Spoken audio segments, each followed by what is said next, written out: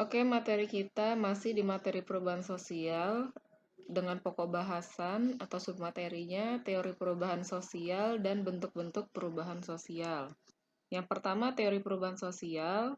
Untuk teori perubahan sosial ada dua, yaitu teori perkembangan dan yang kedua teori siklus. Untuk penjelasan teori perkembangan, silakan kalian pahami slide berikut ini.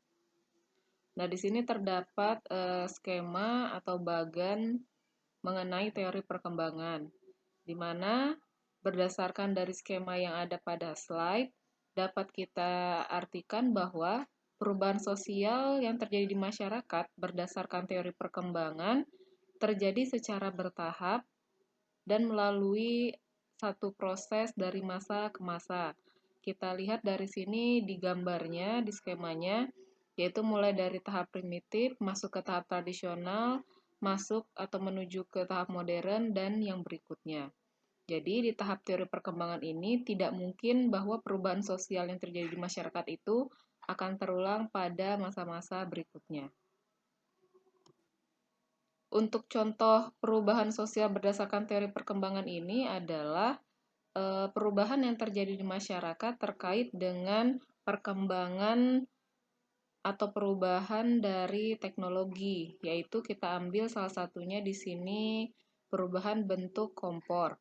Namun yang perlu kalian pahami, yang kita analisis adalah bukan bentuk kompornya, melainkan bagaimana sikap masyarakat atau perilaku masyarakat dalam menghadapi perubahan-perubahan yang terjadi di masyarakat itu sendiri. Kita ambil contohnya bagaimana masyarakat harus bisa beradaptasi ketika yang awalnya mereka menggunakan kompor berupa tungku kayu harus berubah menggunakan kompor minyak. Begitu juga demikian, ketika masyarakat sudah terbiasa menggunakan kompor minyak, akibat minyak tanah langka itu akan diganti dengan kompor gas. Berarti di sini harus ada penyesuaian dari manusia tersebut. Apakah mereka mampu berdampingan dengan perubahan tersebut, mampu menerima perubahan tersebut atau tidak. Jadi sekali lagi, untuk di teori perkembangan ini bukan bendanya yang dilihat, tetapi bagaimana cara masyarakat atau individu menyikapi terjadinya perkembangan yang ada di masyarakat itu sendiri. Nah, contoh yang lainnya di sini ada perkembangan teknologi dari handphone, di mana bisa kalian lihat dari handphone di bagian atas sampai handphone di bagian bawah. Di situ terlihat model handphone itu mengalami berbagai macam perkembangan. Tentunya ini juga akan mempengaruhi spesifikasi dari handphone tersebut, sehingga semakin kemari handphone-handphone yang dimiliki oleh masyarakat itu semakin multifungsi. Nah, di sini juga yang dilihat adalah bukan bentuk handphone yang berubah-ubahnya, tapi yang kalian lihat di sini bagaimana perubahan perilaku manusia seiring dengan berubahnya teknologi yang ada di sekelilingnya.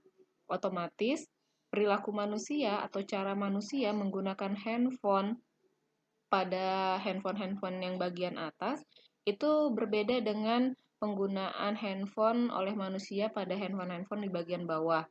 Di mana sekarang cenderung handphone itu sudah berbasis Android, sehingga masyarakat lebih leluasa untuk bisa mempunyai berbagai macam aplikasi yang saat ini ada di handphonenya masing-masing.